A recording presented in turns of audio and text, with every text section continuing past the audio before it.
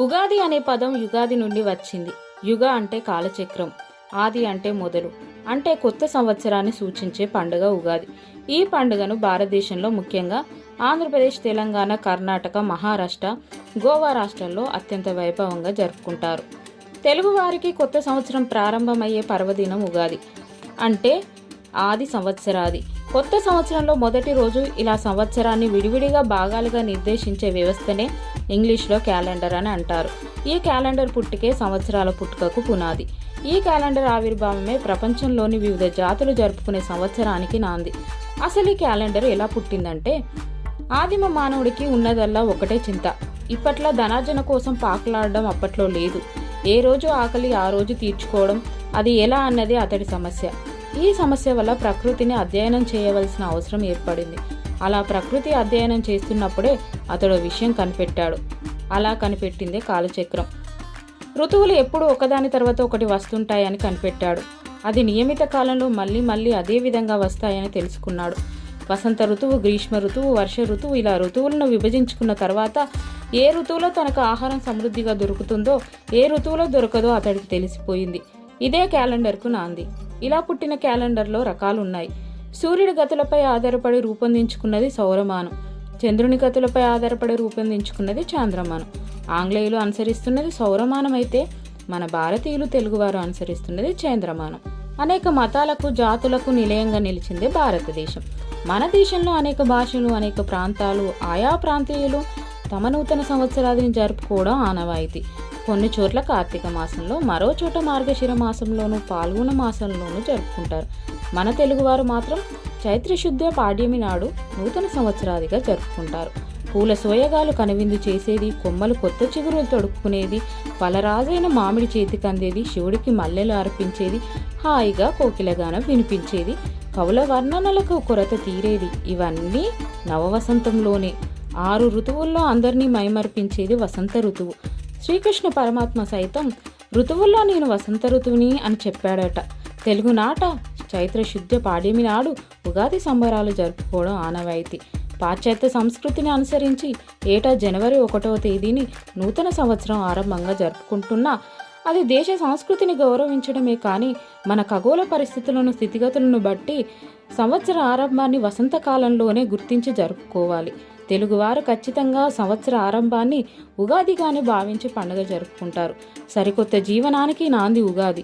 వసంత ఋతువులో సోయగాల ప్రకృతిని తిలకించడంలో మనసెంతో తేలిక పడుతుంది. సూర్యుడు తన నులివెచ్చని కిరణాల వేడిని పెంచుకుంటూ వసంత ఋతువులోని అందాలను మరింత కాంతివంతం చేస్తుంటే, చైత్రమాస ఉగాది లక్ష్మి నడుచుకుంటూ తెలుగునాట ప్రతి ఇంట ప్రవేశించే శుభారంభమైన రోజే ఉగాది. ఋతుమాస పక్షాలకు సంబంధించిన పండుగ ఉగాది. ఋతువుల్లో మొదటిది వసంతం, మాసాలలో మొదటిది చైత్రం, పక్షంలో మొదటిది శుక్లపక్షం. కనుక చైత్ర శుద్ధ శుక్ల పాడ్యమి నాడు ఉగాది జరుపుకోవడం జరుగుతుంది. ప్రతి పండుగకు ఏదో ఒక దైవంతో సంబంధం ఉంటుంది. కానీ ఉగాదికి ప్రత్యేకంగా ఏ దేవుని లేక దేవతను పూజించే ఆచారం లేకపోవడంతో ఎవరికి వారే తమ ఇష్ట దైవాలను కొలుస్తుంటారు. ఉగాది పుట్టు పూర్వోత్తరాలకు సంబంధించి పురాణ ఇతిహాసాల ప్రకారం అనేక కథలు ప్రచారంలో ఉన్నాయి. శ్రీ మహావిష్ణువు మత్స్యావతారం ధరించి వేదాలను దొంగిలించిన సోమకుణ్ణి సంహరించిన రోజు చైత్రశుద్ధ పాడ్యమి. అదే రోజు బ్రహ్మ సృష్టిని సృష్టించాడు. అందుకే ఈరోజు ఉగాదిగా జరుపుకుంటారన్నది ఓ కథ. శ్రీరాముడు రావణ సంహారం తర్వాత చైత్రశుద్ధ పాడ్యమి రోజునే అయోధ్యకు తిరిగి వచ్చి పట్టాభిషిక్తుడైనాడు అని ఇంకో కథ. ధర్మరాజు కూడా ఇదే రోజున పట్టాభిషిక్తుడైనాడని మహాభారతం చెప్తుంది. గణిత శాస్త్రవేత్త వరాహ మిహిరుడు ఆర్యభట్ట ఈరోజే తొలి పంచాంగాన్ని ఆవిష్కరించాడని పెద్దలు చెప్తారు.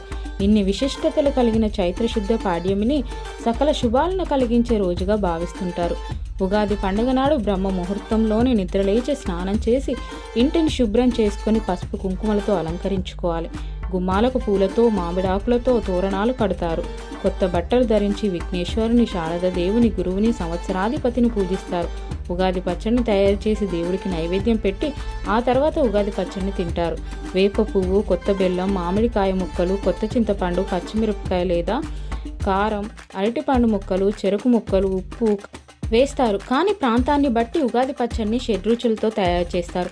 తొలుత ఉగాది పచ్చడిని ఆరగిస్తారు. ఈ పచ్చడిని ఉదయం పూట తింటే ఆరోగ్యానికి ఎంతో మంచిది. శిశిర ఋతువులో కొంతమందికి చర్మంపై చిన్న చిన్న పొక్కుల్లా వచ్చి పొట్టులా లేచిపోతుంది.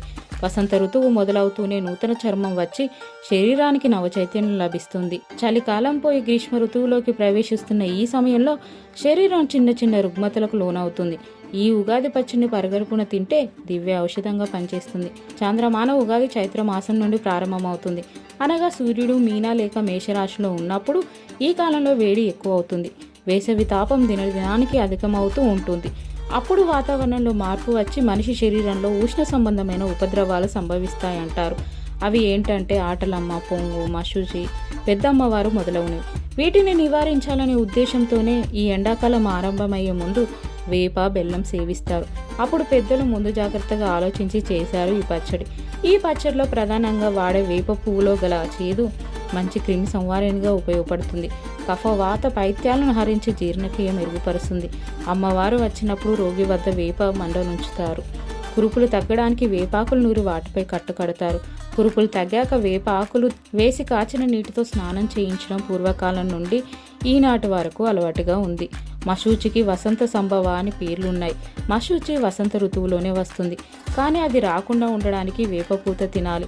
వేపపూతను మెత్తగా నూరి అందులో ఉప్పు, ఇంగువ, మిరియాలు, జీలకర్ర, వాము కలిపి తింటే సర్వరోగ నివారణగా పనిచేస్తుంది. వేప పుల్లతో పళ్ళు తోముకుంటే చిగుళ్లకు బలం చేకూరుతుంది. పళ్ళలో ఉండే సూక్ష్మక్రిములు నాశనం అవుతాయి. పిప్పళ్ళకు కూడా బాగా పనిచేస్తుంది. వేప పండు అన్ని పళ్ళలా కాకుండా చేదుగా ఉంటుంది. దీనిలో చాలా ఔషధ గుణాలు ఉన్నాయి. కంటి చూపును పెంచుతుంది. ఇది బ్లడ్ షుగర్ను తగ్గిస్తుంది. చక్కెర వ్యాధి ఉన్నవారు దీన్ని ఎక్కువగా తీసుకుంటారు. మొటిమలు, చర్మ వ్యాధులు రాకుండా కాపాడుతుంది. అంటు వ్యాధుల నుండి రక్షిస్తుంది. మూత్రపిండాలను శుభ్రపరుస్తుంది. పైత్యాన్ని తగ్గిస్తుంది. నవీన శాస్త్రజ్ఞులు కూడా ఇది శాస్త్రీయమైన పద్ధతి అని నిరూపించారు. ఉగాది పచ్చడిలో బెల్లం కలవడంలో ఉద్దేశం ఏంటంటే ఎండలు ఎక్కువగా ఉన్నప్పుడు బెల్లం తింటే మంచిదని ఈ నియమం పెట్టారు. ఎండవేళ బెల్లం పానకం తాగడం వల్ల శరీరంలో వేడి తగ్గి చల్లదనం ఏర్పడుతుంది. జీర్ణశక్తి పెరుగుతుంది. బెల్లంలో ఉండే కాల్షియం వల్ల ఎముకలకు బలం చేకూరుతుంది. మామిడికాయలో ఎక్కువ ఔషధ గుణాలు ఉన్నాయి. ఇది గుండెకు బలాన్ని ఇస్తుంది. జీర్ణ వ్యవస్థకు, కాలేయానికి శక్తినిస్తుంది. జ్ఞాపక శక్తిని పెంచుతుంది. మలబద్ధకానికి, శరీరంలో ఉన్న అధిక నీరును తొలగించడానికి రోగ నిరోధకారిగా పనిచేస్తుంది. ఈ పండుగలో వేడిని కలిగించే గుణం ఉండడం వల్ల చలువ శరీరం కలవాళ్ళకు చాలా మంచిది. ఈ పండు తినడం వల్ల చర్మానికి మెత్తదనాన్ని, మెరుపును కలిగిస్తుంది. ఉగాది పచ్చడిలో కొందరు చెరుకు ముక్కలు కూడా వేస్తారు. చెరుకు రసం తాగడం వల్ల మూత్రపిండాలకు చాలా మంచిది. అధిక మూత్రాన్ని అరికడుతుంది. శరీరంలో వాతాన్ని తగ్గిస్తుంది. ఇలా అనేక ఔషధ గుణాలున్న వస్తువులను ఏదో ఒక రూపంలో ఉగాది పచ్చడి వేసి తయారు చేస్తారు. ఉగాది పండుగ రోజున పంచాంగం చూపించడం మన తెలుగువారికి అలవాటు.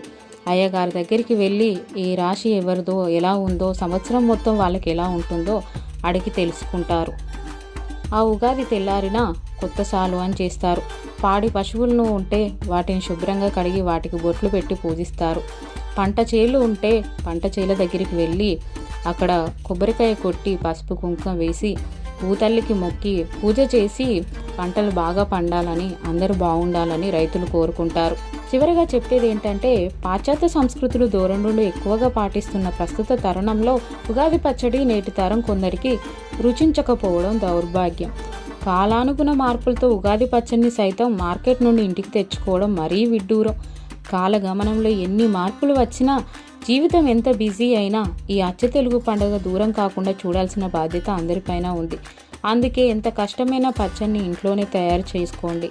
ఎంతైనా సంవత్సర ఆరంభంలో అమ్మ చేతి ఉగాది పచ్చడి అమృతం. దానికోసం ఎదురు చూసే తత్వాన్ని నేటి తరానికి నేర్పించాల్సిన బాధ్యత పెద్దలదే. ఏది ఏమైనా, ఎక్కడున్నా, ఎంత బిజీగా ఉన్నా ప్రతి పండుగకి ఇంటికి వచ్చి కుటుంబంతో ప్రతి పండుగ జరుపుకోండి. కుదరకపోతే కొన్ని పండుగలైనా కుటుంబంతో జరుపుకోండి. ఆనందంగా ఉండండి. సర్వే జనా సుఖినో భవంతు.